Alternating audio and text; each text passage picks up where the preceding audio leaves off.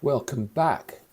Now, the car is still in the garage and it hasn't moved since it arrived in July. So, I keep meaning to have it looked at by somebody. And I finally sort of got in contact with a few people in the past month or so with the view to sort of having it carted out to their premises, and then they can work on it, and whether it's there for a week, 2 weeks, a month or something doesn't really matter. It's just basically going to get it back on the road. So people that I got in touch with, first people, chap Graham from Investor Classics, that you can see on the screen now, and he told me on the phone, they actually phoned up very quickly, which is always a good sign, and said, look, be happy to look at the car. He used to have a Lancia Evo Integrale himself, so he obviously likes Lancias, so he's got experience with them anyway, but not quite as old as my one. So that's the first one. I mean, cost-wise, he's quite expensive, but they seem to have good premises, and all they deal with is classic cars. He used to be in the West End of Edinburgh and then moved out of town a few years ago. So that's the first chap. The chap I got in touch with is this guy, Edinburgh Car and Classic. And sort of quite bizarrely, I had a 2000 HF in the mid-90s, which I kept for about 10 years. And I bought it from a chap in Edinburgh who lived out, I think it was Captain's Road in Edinburgh, and he had advertised it in Auto Trader, and I just saw it by chance, and I couldn't really remember what a Lancia 2000 HF Coupe looked like, so I went out to see it on the same day. It was a Friday evening after work. I was in the garage and I hadn't moved for years and years. I thought, oh yeah, that's lovely. So ended up buying it sort of almost on the spot and kept that for about 10 years.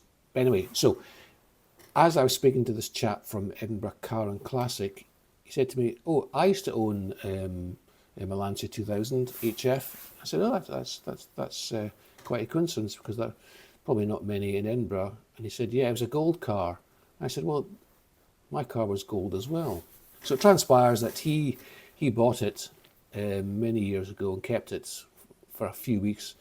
He bought it with intention, obviously, of selling it on, because he's a dealer trader type of person at that time, and he sold it to the person that I ended up buying it from. So there's a connection there, which is quite, I suppose, quite coincidental. So now he's a lot cheaper than Investor Classics, and he sounds very very enthusiastic. He's known to people in the Lancia Motor Club. So that's try and zoom in there.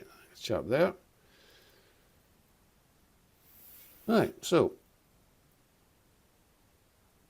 I'm rather embarrassed. Yeah, there he is there. Okay. Just one more thing before I go. And probably won't surprise you to hear that I haven't actually done anything about the garage situation since I made that video, which is about 4 or 5 weeks ago. I had some family matters to attend to, so things have taken a back seat. However, I think it's now time to get back into, well, I was going to say full swing, but nothing with me is ever really full swing.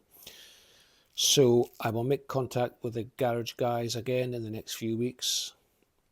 Mind you, having said that, they've not been back in touch with me either, so, that's not so bad.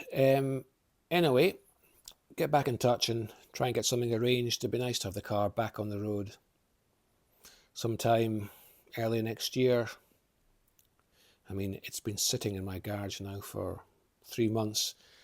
I still haven't driven it, not even 1 yard. So it really is time to get something. So hopefully get something booked in and take it from there. In the interim period, I've done an absolutely fascinating and hugely exciting video on the parts which I have accumulated from various sources since I got the car.